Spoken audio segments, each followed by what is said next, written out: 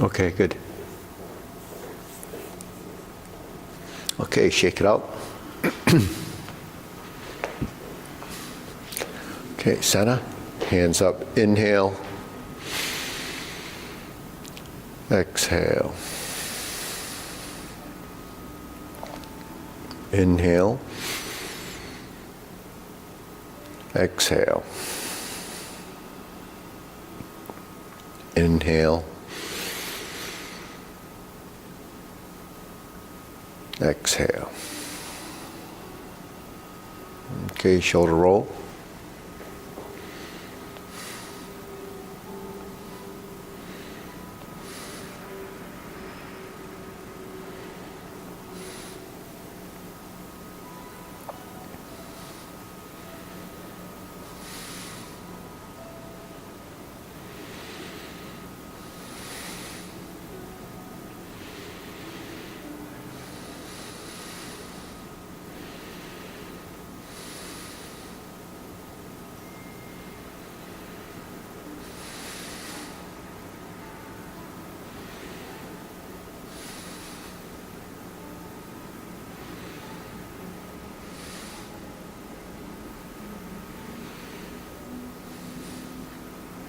Reverse.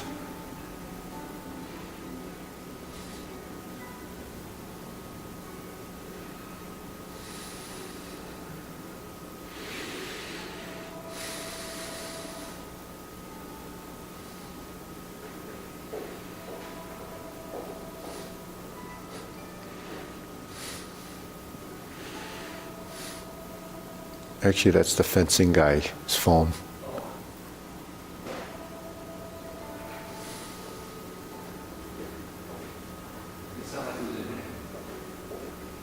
And center. Okay, press, release, exhale, inhale.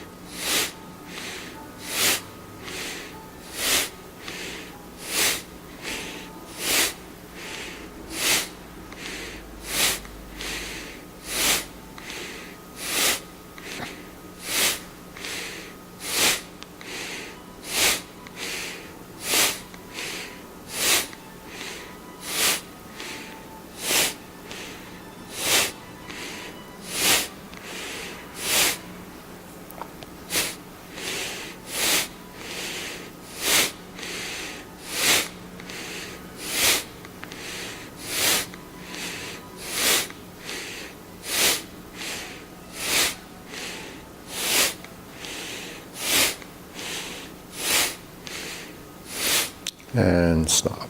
Hands up, inhale,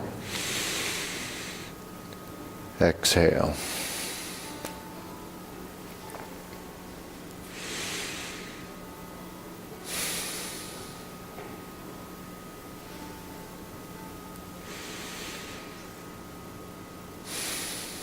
Okay, wrists, circular movements.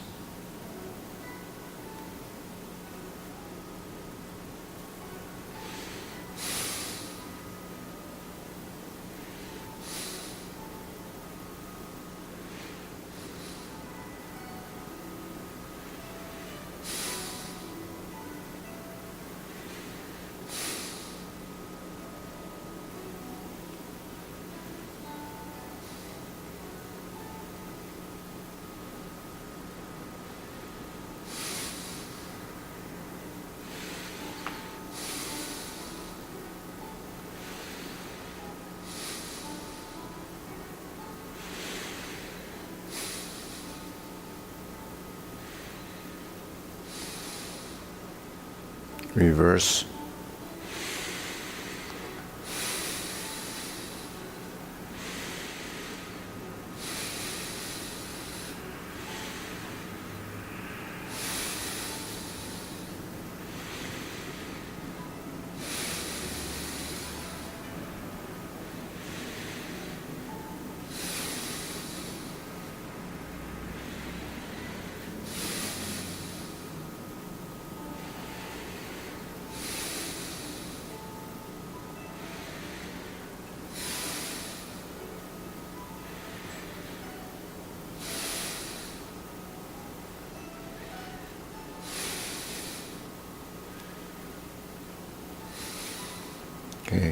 palms down.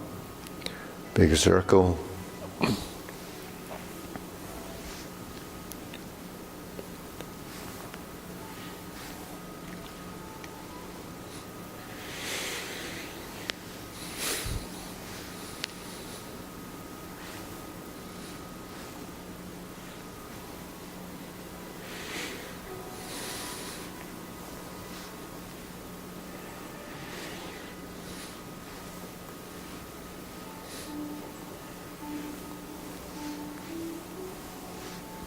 Okay, one more set. 1, 2, and 3.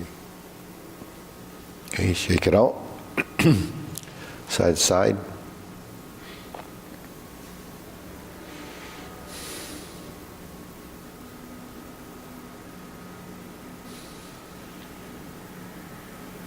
And center. Lift.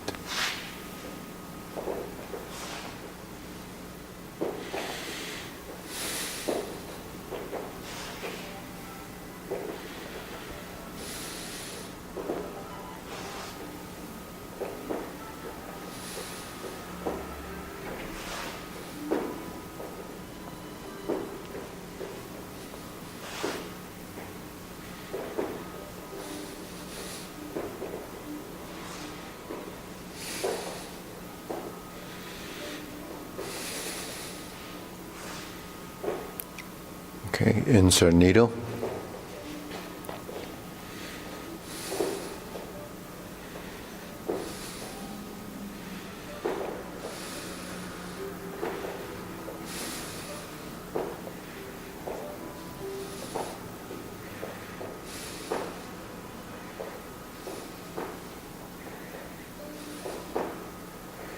Okay, switch.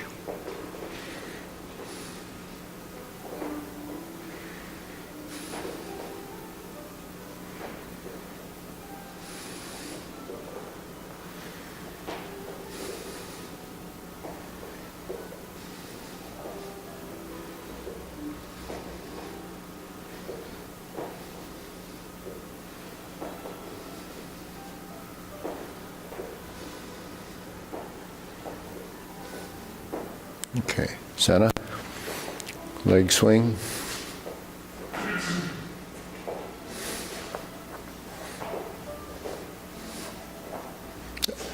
Yeah.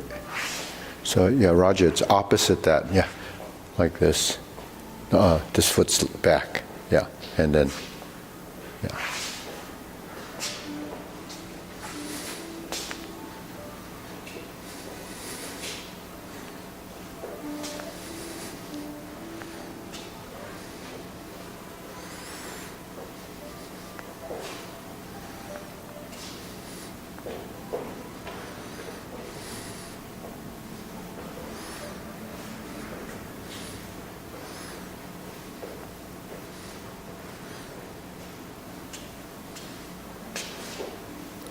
Okay, switch.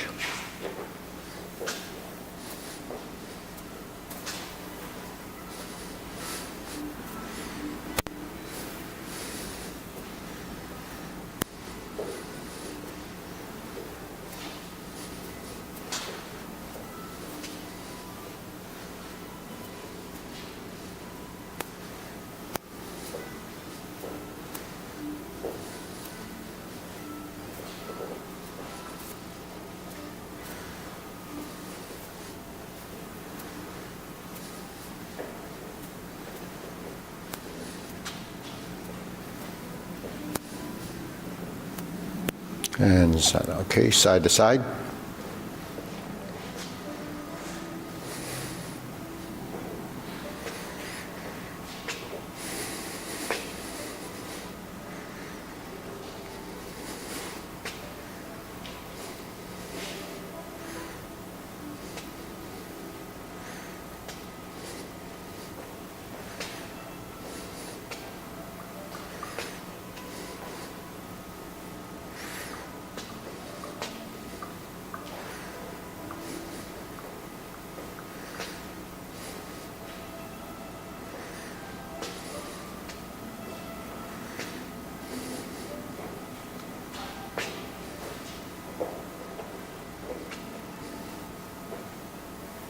Okay, Sana, switch.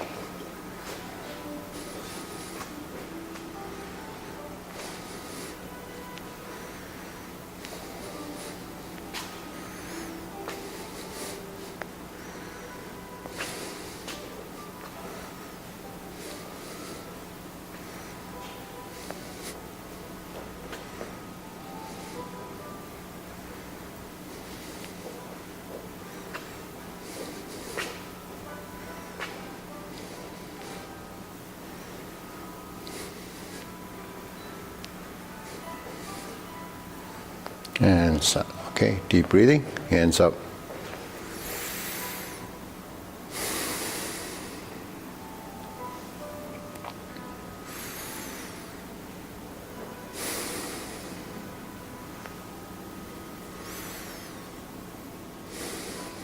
Okay, silk drilling.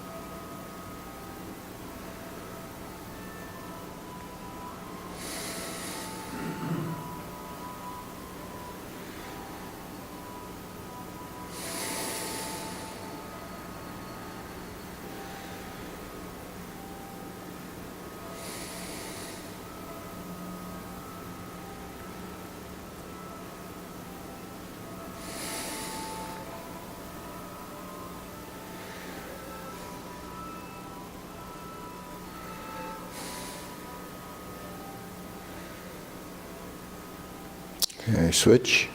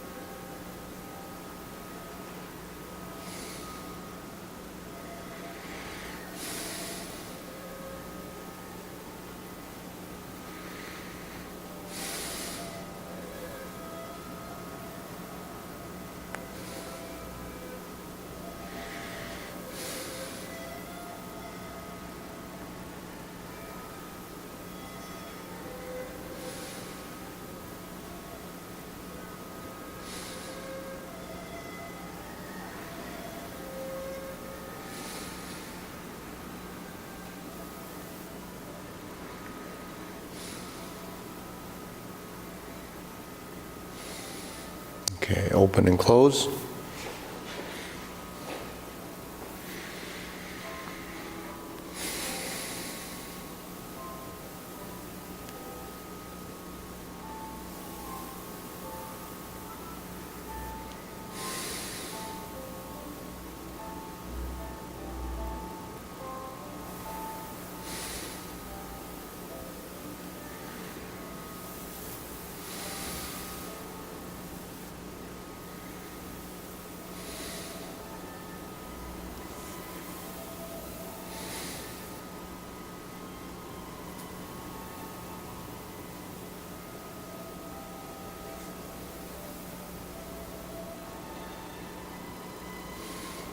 Okay, switch.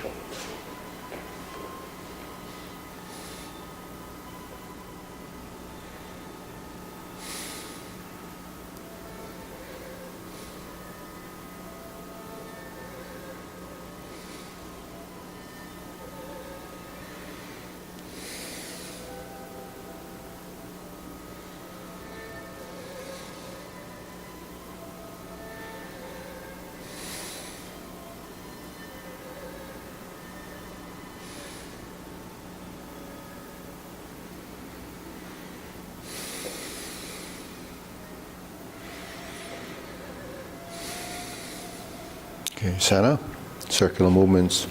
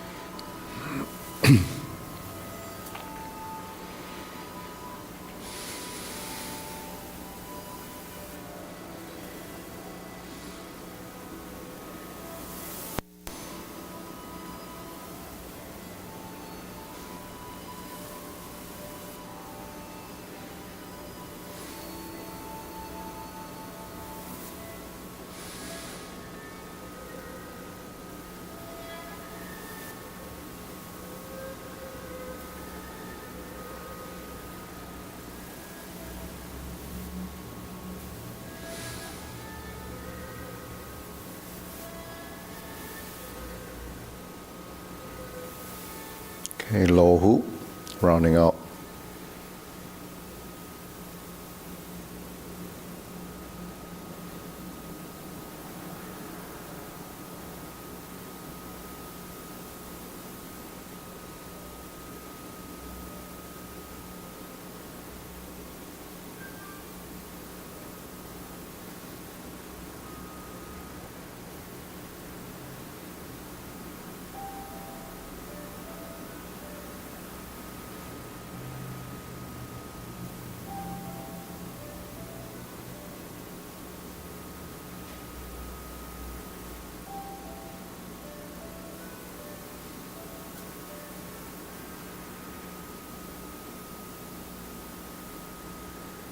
Shoulder height.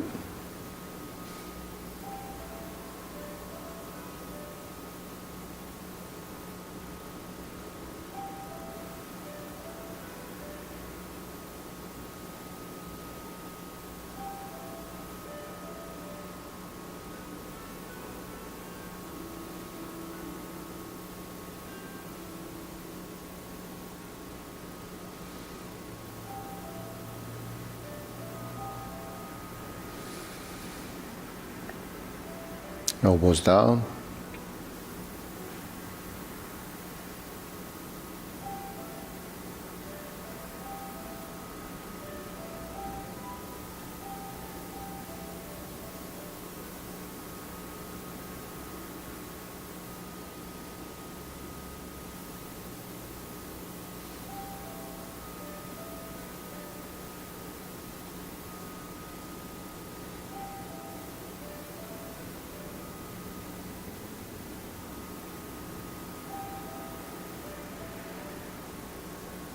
Lower, palms down, straighten up.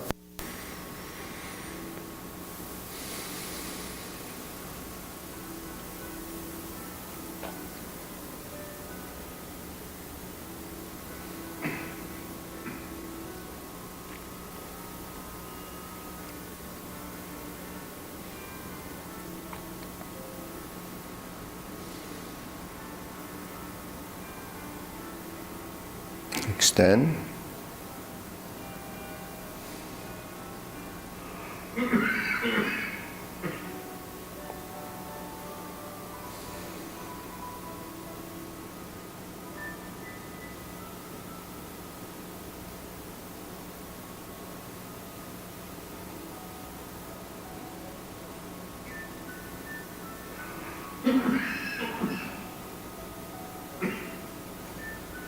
Okay, deep breathing. Inhale.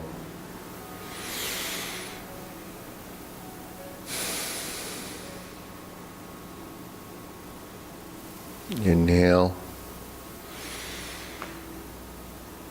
Exhale. Inhale. Exhale. Okay. Diagonal flying.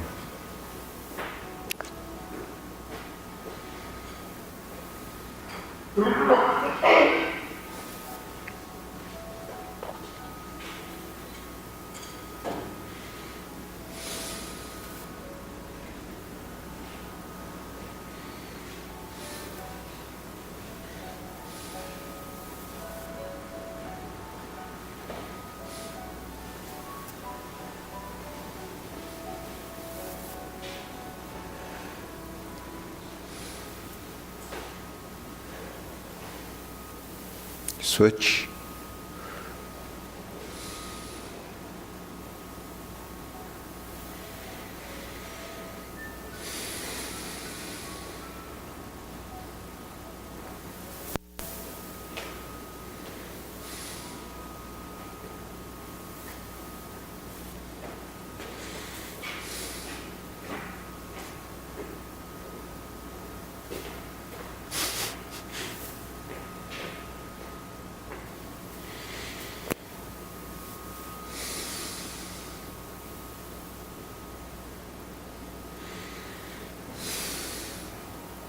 Okay, cloud hands.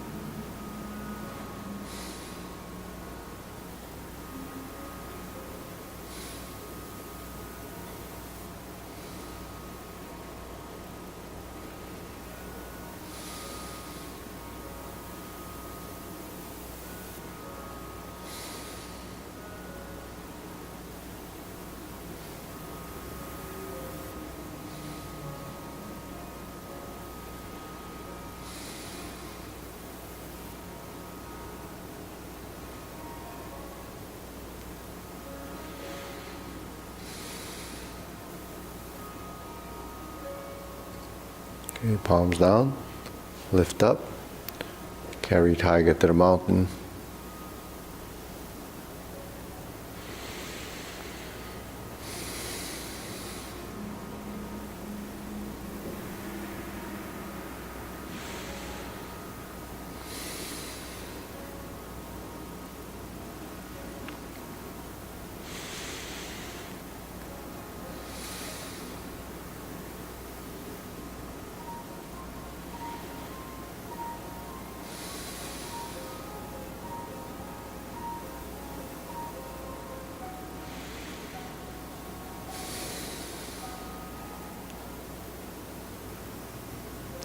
Okay, infinity sign.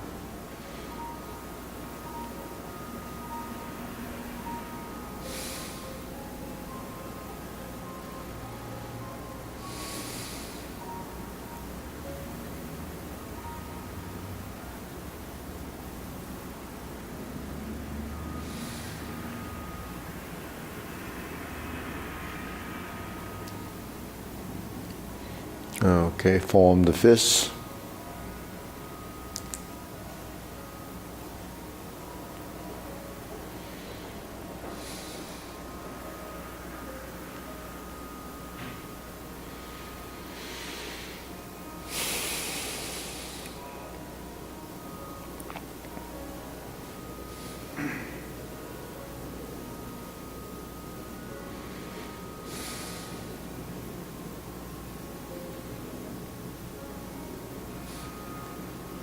Okay, palms together, strum the lute.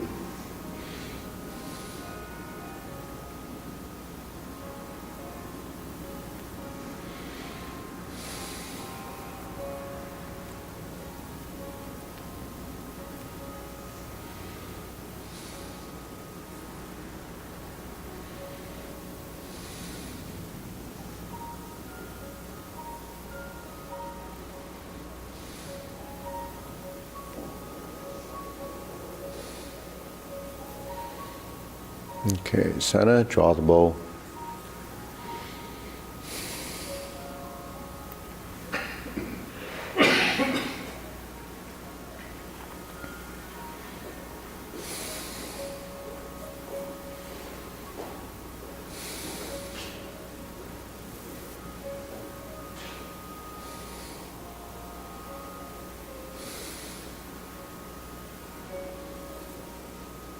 Okay, fan to the back.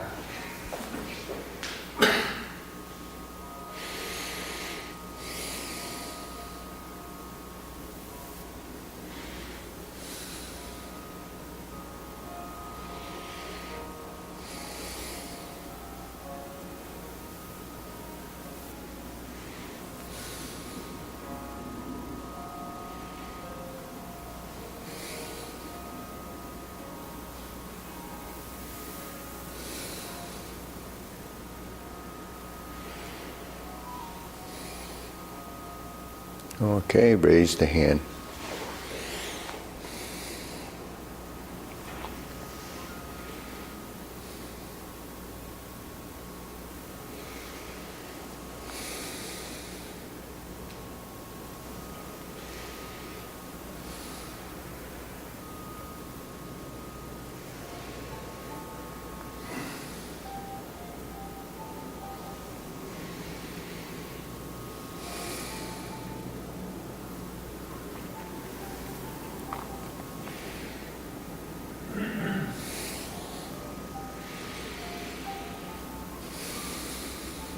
Okay, palms down, deep breathing, inhale,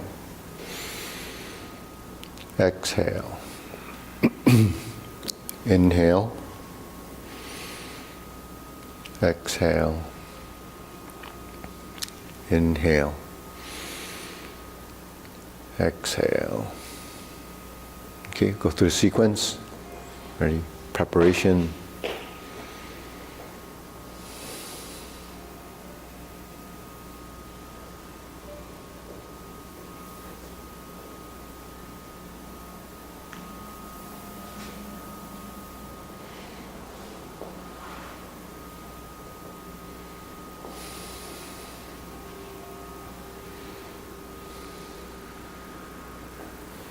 Single whip. Hold the ball. Shift, diagonal flying. Shift, step up.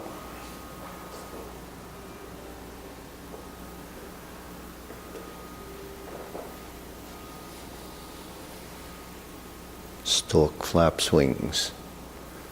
Toe heel pivot, brush knee 4 times.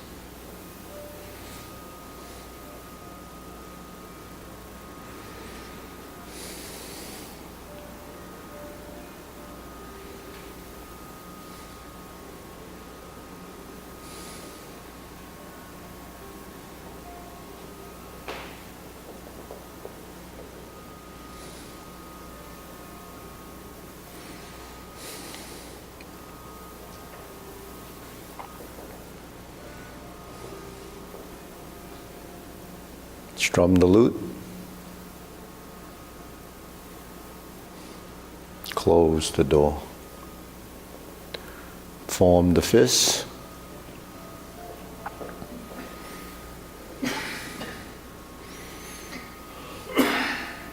And punch. Cross the arms, leopard and tiger springs to mountain. Back to neutral. Fist under elbow.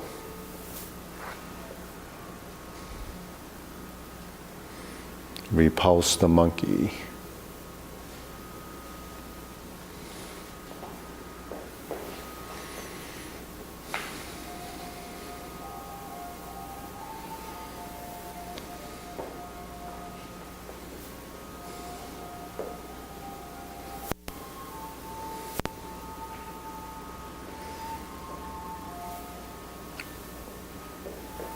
Third, repulse the monkey.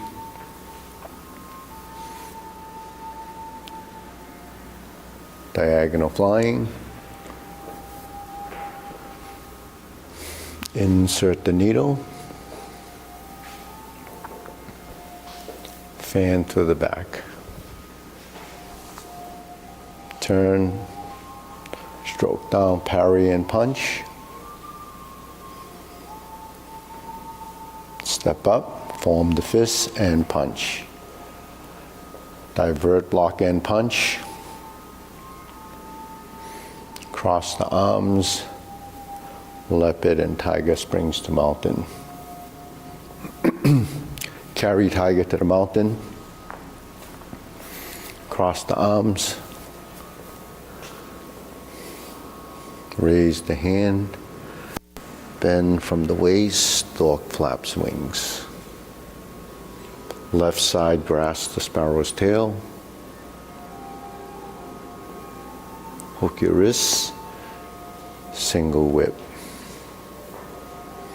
Okay, hold and reverse the ball. Diagonal flying. Part the horse's mane. step up, stroke down, part the horse's mane. Cross over, Jade Lady work shadow, cross over, Jade Lady work shadow. Okay, hook your wrist, turn to the front, cloud hands,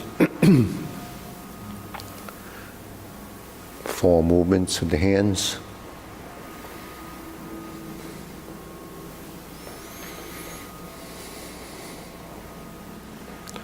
Hook your wrists, single whip.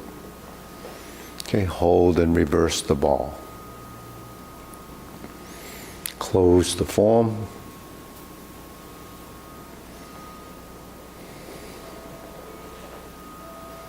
Deep breathing, inhale, exhale.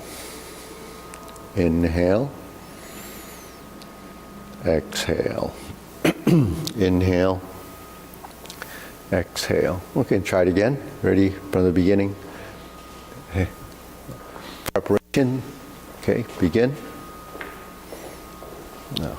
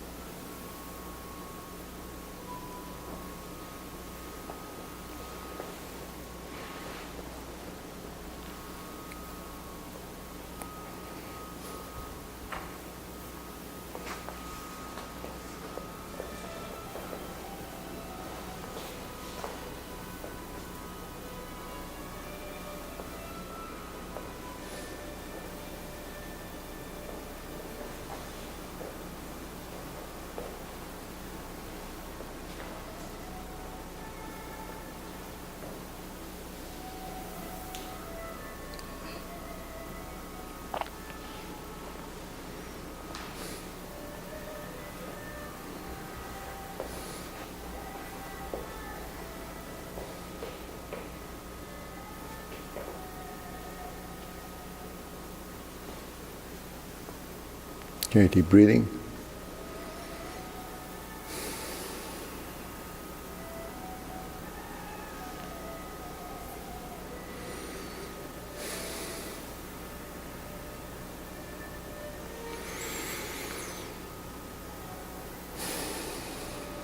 So one of the things, about Tai Chi is that everything's done on your feet.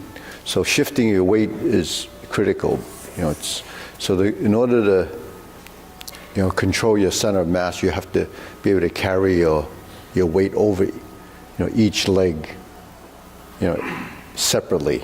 So that's what differentiating between solid and empty is. So when you go into your stances, when you shift, you have to find the point where you have a total balance. That's why if you're halfway there, it's going to be like this. So one of the reasons why we do this is to shift the weight so we can find that balance point. And then the same thing when you go forward. If you go forward and back, at some point you have to carry the weight 100% on that supporting leg. But sometimes when your hands are on your hips or they're just in a stationary position, it's a lot harder to control your center of mass because you don't have the ability to counterbalance the movements. So the counterbalancing part of it is when we do our hands and our legs, you have a relationship between what goes up and down. So when we go up, you're counterbalancing a motion, or you're shifting and then lifting as it goes up. So that there's a relationship.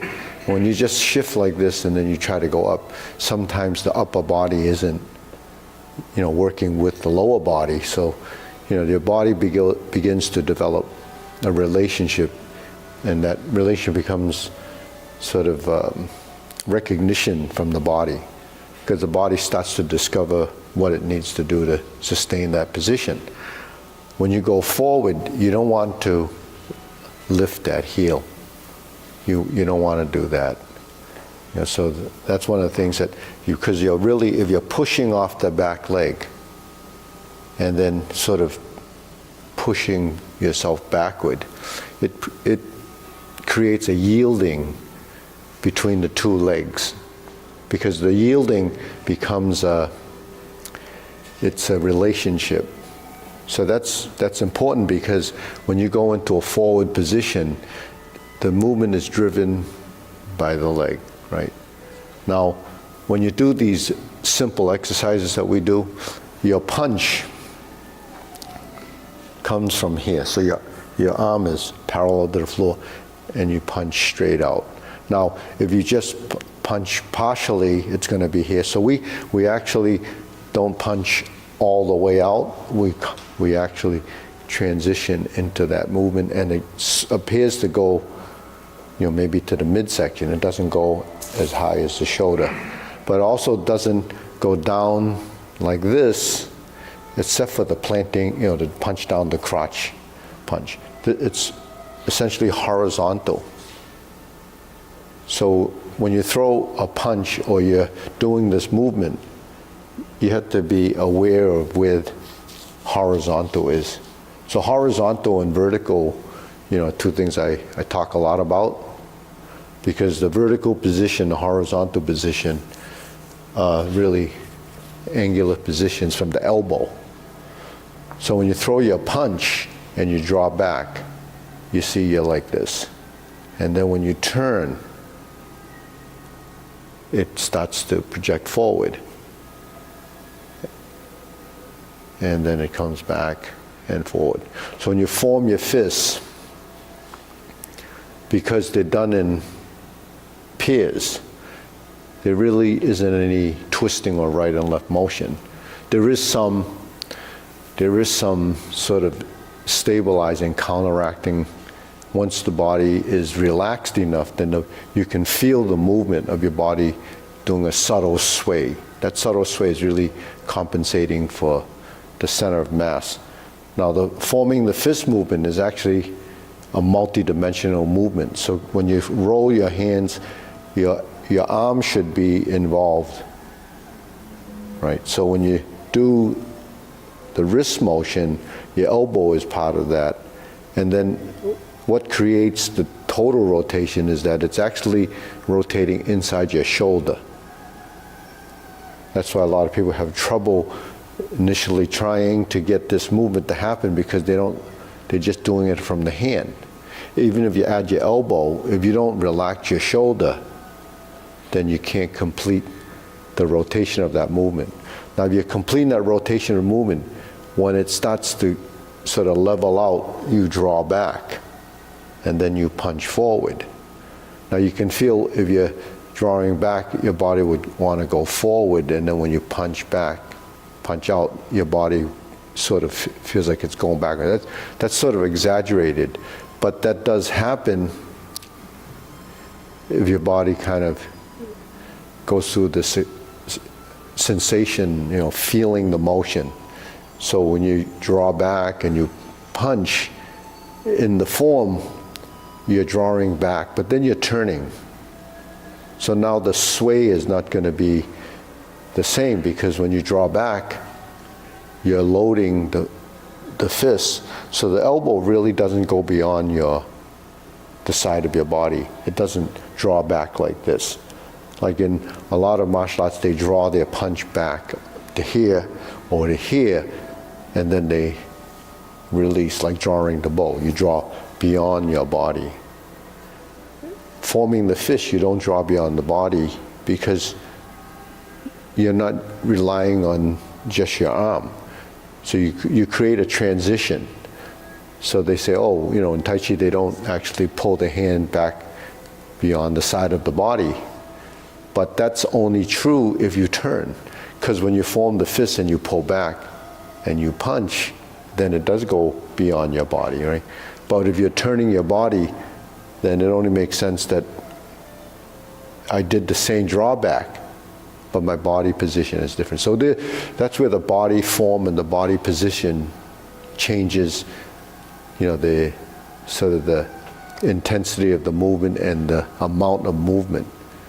So if you move more parts of your body, you're going to be moving each part less, because each part becomes a component. So if you're using your legs, then you don't have to do this. That becomes an isolated movement. So you draw back and you punch, right?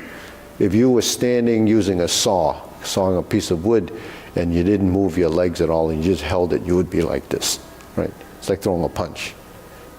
Pull. But if you actually shift your weight forward and then draw back and sit forward and back, you wouldn't realize it, but someone that's probably skillful at it would know that on the forward movement, depending on the type of teeth the saw has, it has pressure going forward, and then it would release on the drawback if it's not cutting. But if it's cutting on the backstroke, then you would sink there. So the sinking there is a downward pressure. So where are you going to sink from? You're standing here, when you go like that, you can't actually sink very much without using a lot of strength. So then you try to get on top of it. But how do you get on top of it? When you're in a stance, then you would lean forward, now you're on top of it. And then when you draw back, you would probably release that, because if you're continuing to press down and then you start to draw backward, then your arm is actually wasting energy, right? So if you go like this and you draw back, it would come back by itself, because there's a sort of moment of releasing, and then you would press that. So that's what mechanics is, body mechanics, how for functionality. So when you're using the movements or doing these movements, there's a functionality to it. It's not just randomly doing movements. So that's the difference between what Roger asked me this morning and what Tai Chi is. He asked me, he says, you ever heard of Qigong, right? That was his question.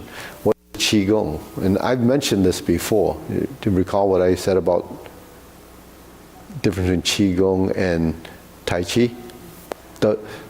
The slight difference, what is it? It's the breathing, isn't it? Yeah, so Qigong is breathing, right?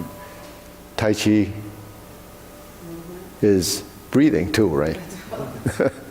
So Tai Chi and Qigong are both breathing exercises. So Qigong is sometimes classified as breath and movement, as a breathing exercise. Tai Chi is breath and movement. It's classified as a breath and movement. So it's classified, it falls into that category of Qigong. Tai Chi is a Qigong. But Tai Chi is also a martial art, or it's, it's much more complex than, Qigong. Qigong is not generally standing. It's a lot simpler to do. There's no real foot movement. Although there's some style of Qigong where there is some, movement in space. We're similar to Tai Chi. So anything that's a martial art is a form of breathing exercise, because it has one step beyond, which is conscious intent. Conscious intent is you're conscious of the movement, and then you has purpose, the intent of the movement. So the intent of the movement for a punch is to punch, and you draw back. But because Tai Chi is done passively, you're not actually putting a lot of strength into the movement. You're creating a motion as a training to develop good movement, good motion.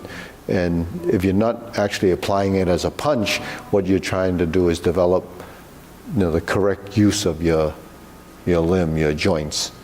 So I call that the manipulation of skeletal structure, because in order for you to create a good movement, you'd have to manipulate all the joints to create, the relationship between the right and left sides.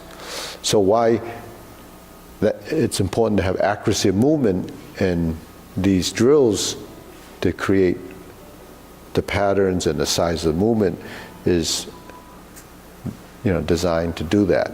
The fundamentals that we do really do that's the training part of the form, because you can't get the insight from just doing the form. You have to do the movements to discover. So the discovery comes from experience. So when you're doing this, it just doesn't, you could just do this and you feel like, well, I'm doing a figure eight, it's doing the same thing. But is the figure eight in the correct plane, or is it being distorted by this? So can you do this and then go like this and have that same thing work? You could do this and then change the movement by turning your body. If I did this figure eight that's here and I turn my body, now the figure eight looks like it's different, right? So when you're doing, say, silk reeling, this and this becomes really creating circles. If I change the position, then you can see that the pattern is changing, because the space is changing, and the pattern itself has been modified because you added a dimension. So dimensional changes is what creates the confusion in the body, because once you leave a space, then how do you control that, or actually even understand that it moved out of the realm of this frontal position? So when you're doing this as two hands, you really have to make minute adjustments to keep it in that plane. So that's just to develop sort of maybe a standard position. Then when you start to move, once you know that position, or you know this position, like this, then when I change, there's really no modification of the hand movement in itself, because it's already been programmed and muscle memoried through your proprioception that the movement is really this. So when the hand is like this and the hands are like this, there's the timing, the clockwork, and the position when the hand goes where and when, and then how, right? You have to go through all that process. Now when we turn our feet, that supplements the twisting of the waist, because that goes right and left. If I go forward and back, then the movements in this direction and this direction become compatible in direction. You don't do this and go forward, because this is right and left. If you go like this and back, then this is compatible with the direction. When I go like this, there's turning here, and punching. That's your form the fist and punch. But because it's done with this, you have the right, left, forward, and back. If you're in this position and you're withdrawing, say parry and punch, when I do this, then I have to draw back and coordinate that dimensional change, because I'm stepping backwards and there's a right and left component to that. Because when I'm here, I just can't step back, then it becomes flat. So the multi-dimensional motion in that is when you do this and you start to form the fist, that pattern is built into the transition. See what I mean? So when you form your fist and you step back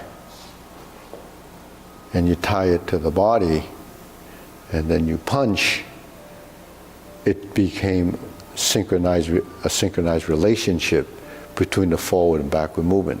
Now if I was moving forward, I have to initiate the movement here, right? If I'm stepping up, this is backwards. And then when we step up, it would be a similar pattern because of the turning, but the shifting of the weight is different. So when you do the punch now, you punch down. So you form the fist and draw and punch horizontally like this. The only time you do the punch down is when you're from here. Then you would go down this way for the punch down the crotch. So, see what other things that we have in the form that's, you know, not, when you do the carry tiger to the mountain, when you get to here, we're gonna go through this pattern, right? That's how it's an exercise. So when you carry tiger to the mountain, when you sit back, you open, and then you close as you step up, and then sink, and then rise. So as you progress and improve the movement, you have to have dimensional change. You go up, you go down, you go right, you go left. So where's the forward, backward? When you're here, it's forward, backward. So this and this goes together. When you turn, this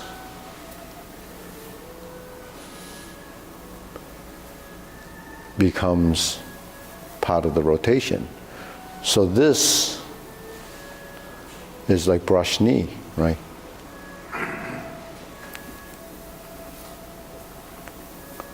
Or it's, you're here. Figure 8, going out and in, that's a pair of movements. When they go in the same direction, it ends up like this. If I bring it down to here, and then it's like this. If I'm here, you see the hand create that. Then once I'm here, I turn it over. Create the circle, then it goes up. And then you turn your hands like this, and then it comes like this. Because we're shifting, then it goes up, and then out, and then down. So those patterns that we have in here are in all those transitions. So you have to somehow, you know, program that into your, sort of your DNA. It goes into your system, and then it becomes part of everything that you do. But if it doesn't recognize what those movements are, because it's done here, then it's done here, then that's just the exercise. It's actually in everything. It has to become sort of systemic. It's through the body. It transitions. You create the lower hoop to the upper hoop, but now you're tying it to your legs and you're tying it to your torso, and you're tying it to your shoulders and elbows. When you cross, there's your finishing position, then there's the lift. So where do we have the lift? We have the lift here, right? Way up high. We have the lift here. We have the lift here. All of these are the same lift. Jade Lady worked shuttle. It just looks a little different because we came from here. It came from here. So what is this? This is turning. This is turning. You turn to create that. You turn to create this. See? So what it is it's your musculature and the realization of the spiraling and the movement.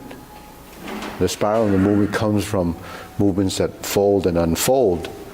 But then when you turn while you're unfolding it, then it becomes a spiral, or it becomes like a screwing motion. So that happens when we're like this. It happens when we're like this. So anytime your hand turns becomes another dimension of motion. When the hand goes like this, that's a change in dimension of motion. But it's really learning to rotate and release your shoulders. So if you're going to release your shoulder to rotate, then you have to release your hip. So the hip and the shoulder work, as a relationship. So if I'm turning my shoulder here, then I'm turning my hips here. If I'm folding my elbow here, I'm folding my knee here. If I'm expanding like this, then I'm expanding with the hands and the legs. So the lower half and the upper half have to synchronize through your torso. So these are things that we don't pay attention to because we just go through the motions because we have to understand that stuff is happening. So that's why when you do these things, like when Roger asked about Qigong, the first exercise, the exercise he's talking about is actually on the wall in the other side. It's called the 8, pieces of or the 8 brocades of the next one. I wish all these things that you said is written down somewhere because my memory is very short. Oh, yeah. I can't remember everything. So Yeah. if they're written down somewhere, then Yeah, so you should write them all down. then you won't come. See, Then we can read about it and yeah. understand it at home. So yeah. But So, if you say it now, when I go home or get on my Uber, I'll forget everything you said. so that's why we teach a little bit each time. So this one, right, the first exercise is like this. No, this is not Tai Chi. This No, is it's Bat Dun Ging. But see, that's why Qigong and Tai Chi is the same. It's the same. They're in the same sort of category of a movement. So Tai Chi people actually do Bat Dun Ging too. If you look at the book that Jiang Wengong, our grandmaster of our lineage, because in the Wu Style Tai Chi there was many. So Jiang Wengong was our teacher's teacher. He wrote a book, and in his book he talks about the sequence, but they use Bat Dun Ging as their training initially for breathing, and because you can do Tai Chi but you don't know how to breathe yet, right? You can learn a sequence and you still don't know how to breathe. So the breathing part of Bat Dun Ging is a supplement to what the Tai Chi practice is. It's sort of like football players running and jogging and doing supplementary training to build their body in specific places to improve their skill. What does a pitcher do when he trains? He doesn't get out there and play the game and practice his pitch there. He has to practice that pitch over and over again until he gets out there, and then under pressure he can replicate what he's been doing in practice. So when we do something, it's really for training. So if we do this and we do this, you're training your musculature, your joint, your transition, the positioning, and how to move your body efficiently and without conflict and motion from tension, right? So that's what someone that's throwing a baseball at 120 miles an hour does. He practices that motion to get the body mechanics, then the accuracy of the timing and when to release to hit that target, which is, a small spot. So anything that requires hitting targets, or which is like striking or shooting arrows or whatever you're doing that has to hit a target, it's the body mechanics that allows that to happen based on timing and positioning, right? So when we do this, we're practicing it, and you're not aware that you're practicing this because it's not really tangible at the point when you're first learning it. But when we do this, if you don't practice this by moving all these appendages in position correctly and consistently, when you do the form, it's not going to be as consistent because it's not clear to you how to develop it. So you'd have to do the form like 5,000 times a day before that would ever happen.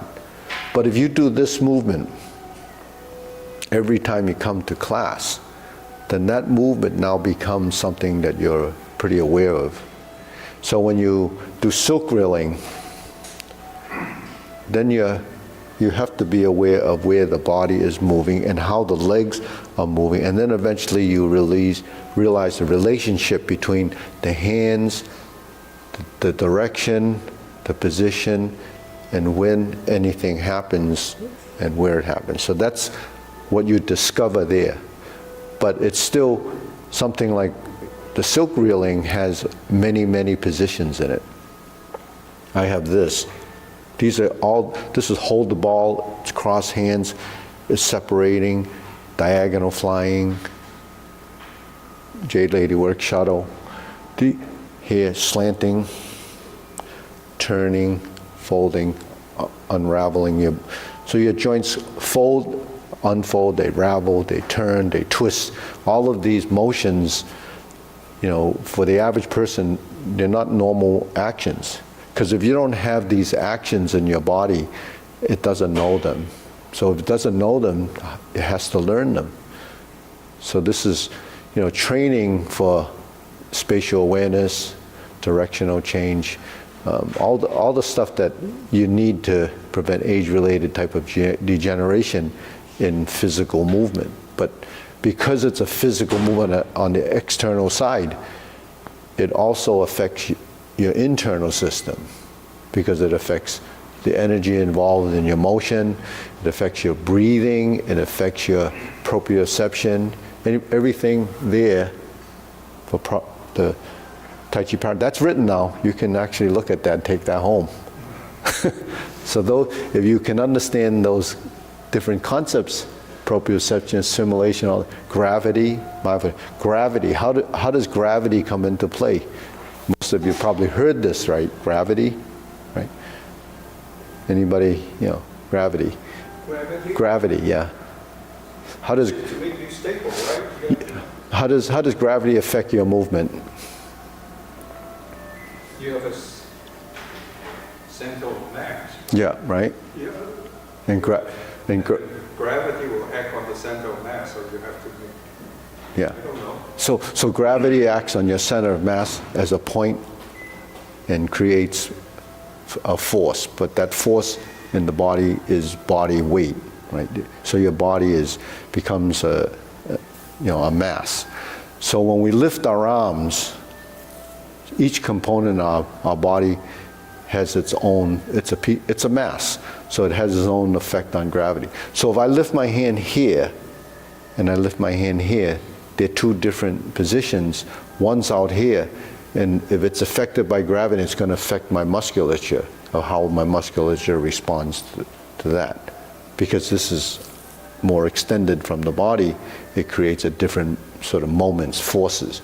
So when I lift in Tai Chi, I should use gravity to work with the lift so that I would start to eventually detect how little strength it needs to get to a point. Now when I sink my elbow, that changes my position, but I use gravity to sink my elbow and relax the shoulder. So you hear sink the elbow, relax the shoulder. Now when I sink my elbow and relax the shoulder, then I don't use the physical strength that you would use when you would do this, right? That becomes a physical movement, and it's isolated to the fact that my arm is doing this. And we can do this because it's a physical action. When you sink and you release the tension in the joints, then you start to capitalize on gravity. So by capitalizing on gravity, when we shift our weight and relax, then your weight actually settles and your body becomes stable. If you shift your weight when you're tense, the weight is there, but it doesn't feel like it's concentrated and downward. So that's what we call sinking. You know, sinking is you put an object in water and it has weight, it's going to sink. So that's how your body should sink when you're sinking into the ground. But there's a side of buoyancy in floating. So you have to release the sinking part of the motion so it feels like you're lifting. So how your body goes through those actions is what you're developing as, you know, the yin and yang of that motion, because your body will lift as it floats and it sinks as it settles. So when do you float and rise? When you lift, then you let it go up. When you bend, you just regulate how much you don't free fall. You just regulate the amount of strength you're using. So that's learning about strength. But then if you free fall, then you start to create forces. So if you want to sink, you go like this. Then if you're attached to someone and you go like that, then the force is transmitted as a sinking energy. That's acceleration, forces are created by the acceleration of gravity. So when it accelerates at long distances, it gets faster and faster. But this is a short, sudden movement. That's how we sink in using your downward force. So when you're here and you push, then the force of the projection of the movement is downward, but then when you're turning, you sink, but then at the point of sinking and everything, it comes down to your intensity of that muscle contraction. That becomes, sort of what we call explosive power. And explosive power is sudden movement. So what's sudden movement? It's recruiting fast twitch fibers in the musculature. So there's a sudden burst of that energy. So, but that's what you learn, just by going through the motions, because the body starts to begin to recognize this and speed it up, then it becomes faster if you want it to. It changes, but it's the same pattern. If I go like this, then that's a sudden motion, right? So I'm here, I go like this, then that is a motion, right? If I go like this, that's a sudden movement. But you don't want to do that when you're learning the form, because then it'll be just boop, boop, boop, boop, boop, all over the place, and it doesn't have the continuity that you want. So when you sink down, you go, then the strength is downward. There's a free fall. But at free fall, you unweighted first, and so in skiing, you can unweight by going up, or you can unweight by going down. So when you go like this, there's a moment that you're at zero gravity, and that's when you can move your legs. You see. So that's skiing, but we're talking about Tai Chi. Why is it still there? Because the same human body and the earth is the same thing. It's the same gravity. You're just using it, to your advantage at different points. Was that boring? Okay, Okay, we'll do the short form one more time, right? We'll do a short form. Yeah, because, yeah. So here's the thing now, right? We have to stand with our feet parallel. So remember day one when we started, or you started, okay, you have to, and then do this. So your form should start like that, and your feet should be as parallel as possible. So that means if your feet are slightly like this, it means you have to turn it out more, so that the outside edges of your feet should be parallel. So when we're here, you have to turn it to the outside. So it feels like you're a little twisted in, but that's just to get the musculature in your thighs to rotate inward, because it might have a habit of standing like this all the time, right? So you have to kind of break that habit, only to align your limbs like this, so that when you turn, then the turning will have a purpose. If your feet are already like this, then your joint position's actually off. So all of our warm-up should be done like this. Then we start.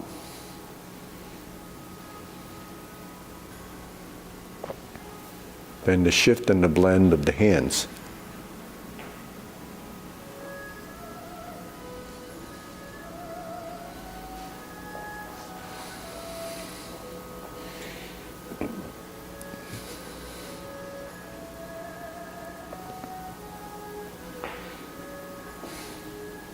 One leg at a time. You have to use one leg at a time.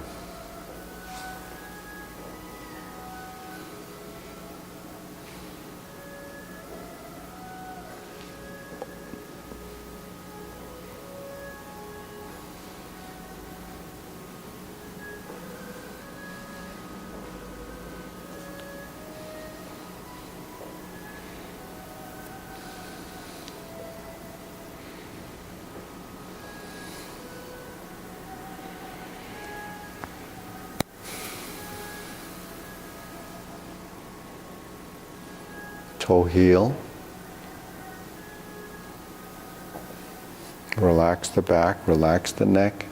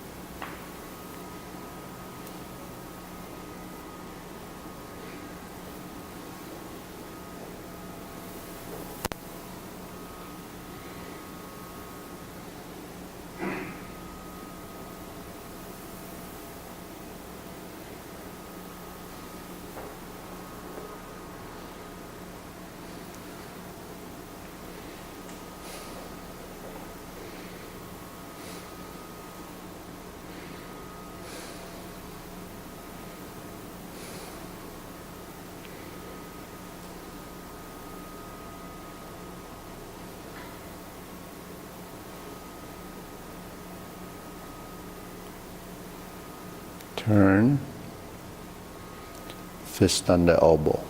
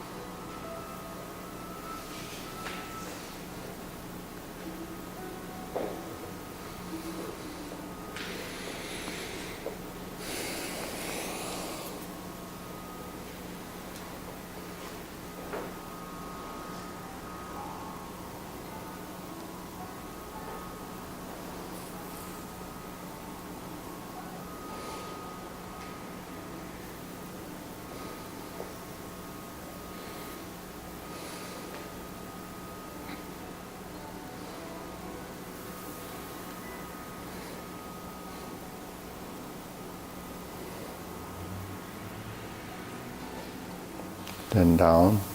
Carry tiger to the mountain. Lift up. This is when you lift like this.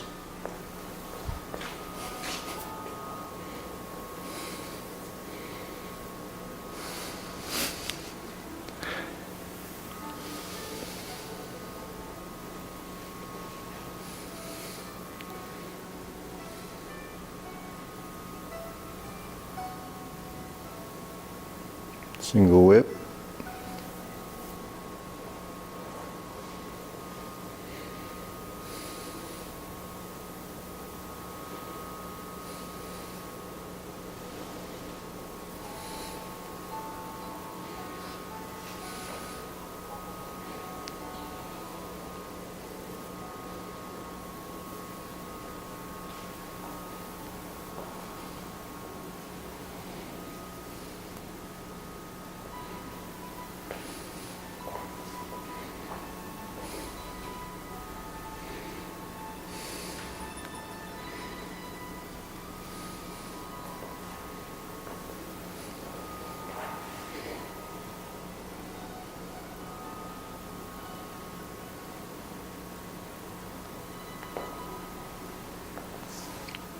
Single whip, cloud hands,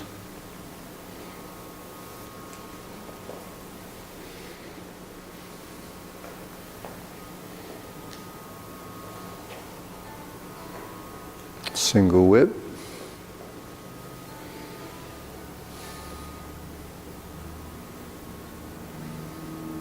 flip it over, diagonal flying. Close the form. Okay, deep breathing.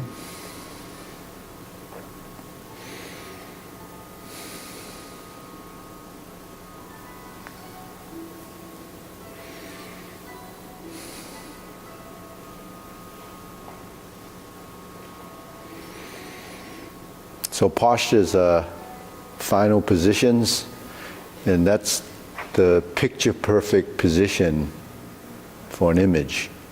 So if you look at these figurines, right?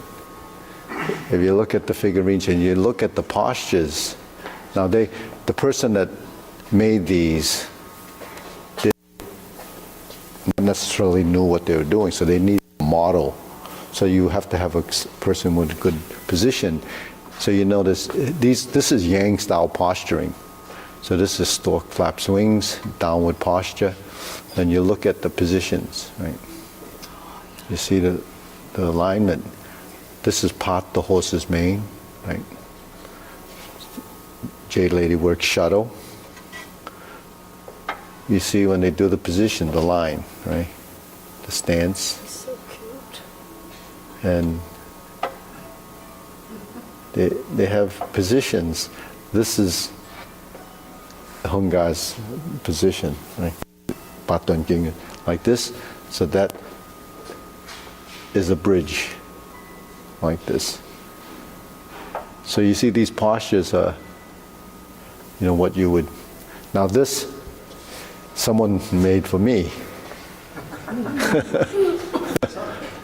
But they took a picture and the person that made this didn't know what they were doing. So the posture is not good. It's a little bit off.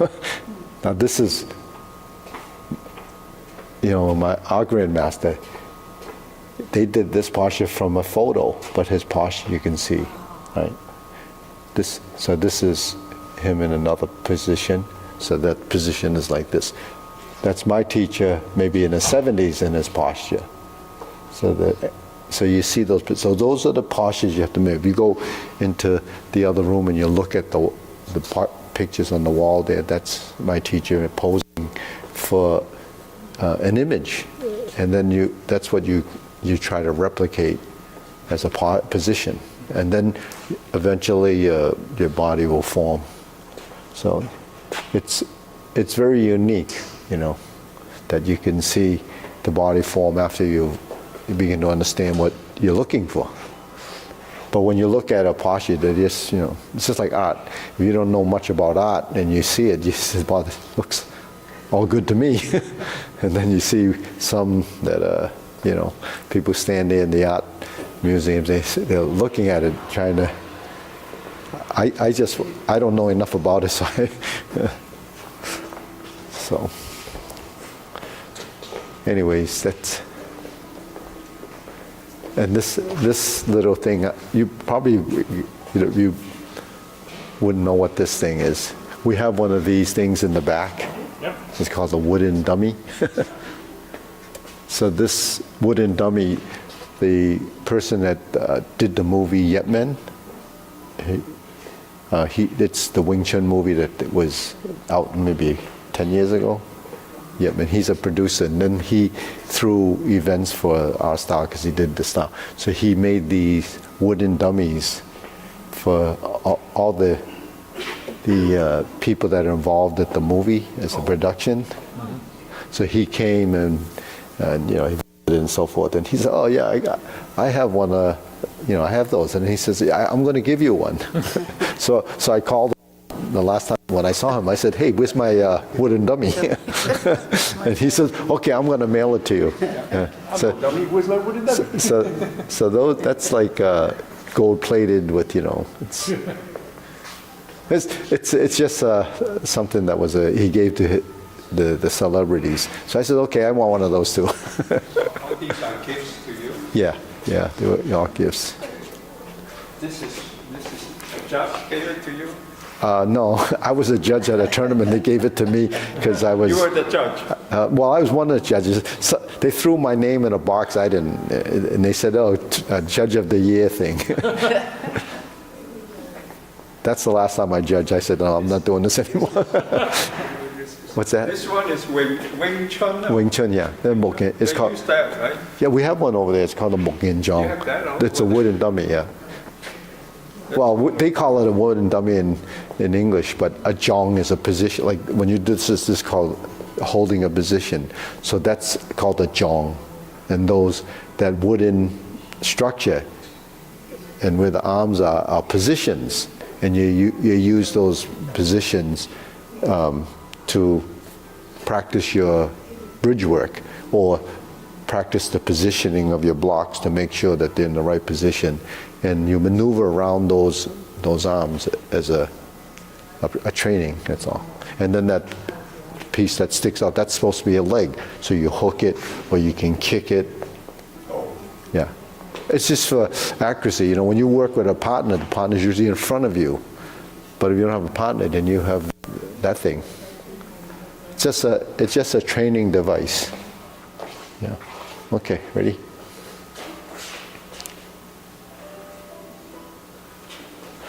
Okay. So the one I have was an old one. They sold those for $400 to $800 back in the day, but I got it as a gift because this person bought it and he never put it up. And then he was a student here. He said, "You want that?" I said, "I take everybody's junk." Sifu, I have a curiosity question. He killed the cat. Okay. After group, I have group 6 to 7.